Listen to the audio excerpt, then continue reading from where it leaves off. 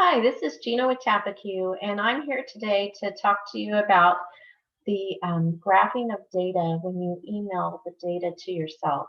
A lot of people just get the flat file and they're like, what do I do with this?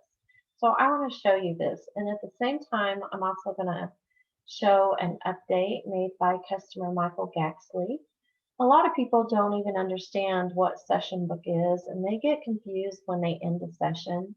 Um, so with Tappecue, you have more than monitoring. You have what's also called a diary of your cooks that we call SessionBook. And there's two ways that you can access this data. One is it can be emailed to yourself, and the other is that you can save it on our cloud. There's never a charge to use Tappecue to monitor. There's very few temperature monitoring systems out there, thermometers, that actually let you have access to the data. So the data is free, unlimited emails, but for food safety, for restaurants, they have a chance to save all of their data continuously. That is where they would save it on our cloud and be able to access it at any time. We wanted to give our customers the ability to use that too. And the way that our consumer customers, we wanted to um, give them that ability too. So we created a cutoff of 5 free saved sessions a month, thinking that most backyard barbecuers would only want to save 5 times a month. Restarts at the next month where you can start all over again. If you want to go more than that, instead of paying a monthly subscription like our restaurants do, you could do an extra one for like $1.99. And that confuses a lot of people. In fact, we had some negative reviews that said it cost $1.99 to use our system for every time you use it. And that's completely false. You use it as much as you want, email your data as much as you want. If you want to save more than 5 a month, there would be a minimal fee in the app, but most of our backyard customers are fine with that. So now I'm going to show you about what to do with the data that is emailed to yourself. So I am going to share my screen here.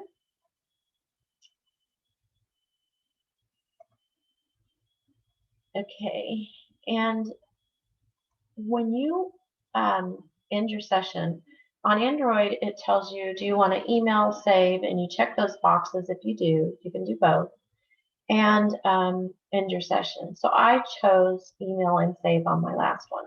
On iOS, it's going to give you two separate boxes. Do you want to email your session? Do you want to save your session? You can do either or neither, whatever you'd like to do. So once you get the session, it'll come from no reply at tappecue.net. Sometimes this actually comes into a junk folder, so you'd have to look there for it. And sometimes it looks like it's just opening it. So if you hit this download button, it'll preview and you'll see all of this and you'll think, well, what does that mean? I don't know what that means. So it also downloaded it to my downloads folder. So on the data tab on tappecue.com, there's actually a data link here. And we've got different ways that you can do this. This is Excel, Google Sheets, and this is for Mac. I have Windows, so I've clicked on the graph Windows. And so in my downloads folder, I have this graphing.zip file. And now, on my version of Windows, it'll automatically unzip it. But what you can also do, in fact, I'm going to take the latest one here. You can do extract all, or it might automatically extract it for you. Okay, now it's going to open it. And actually, this is the wrong one. Let's see. Let me just download it again here. I'm going to download it, and it's going to open it here. And I've got a PDF in here and then an Excel sheet. The PDF is instructions, and it's basically this first sheet is all you really need to pay attention to download and save it, and then from your email, save your session file attachment, open the graphing file, enable the macro, and Control Shift and G.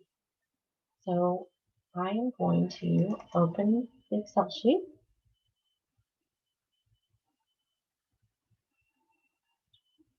And then we're going to get enable editing, which I'm going to do that. It tells you here to hit Control, Shift, and G. And then on my downloads is where the file is that I just saved here. So it's automatically going to take that data, and I didn't have much to it here, but it's going to graph it for me automatically. And I've got two other columns here. This is my raw data, and this is the pivot table. And what I can do is, if I just want to see one probe, I can just choose say the green bead probe, and it's automatically going to just show that on the graph. So you can change your graph. Now when it's time to save this, I want to leave my original graph alone for the next one, and I am just going to save it in a folder that I created. Oh yeah, I need to do a save as. And at this point, I've got a temporary folder that I had created. Let's try to pull this up, but I don't want to save it in that. I want to save it in my computer, which is where I just mixed up. And you can see that I actually try to click too fast. So I have a graphing folder that I created on my C drive where I would keep all of my graphs, and then I would name it whatever I want to. So I might name it May 17th. And then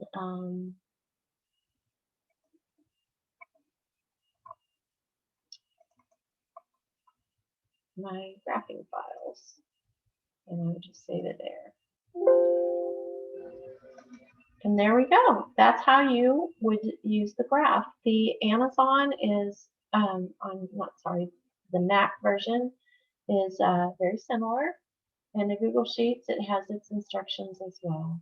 So anyway, I hope that this helped you know a little bit about the graphing function. And if you have any questions, please let us know. Send us an email, support@innovating-solutions.com. Thank you. Have a great day.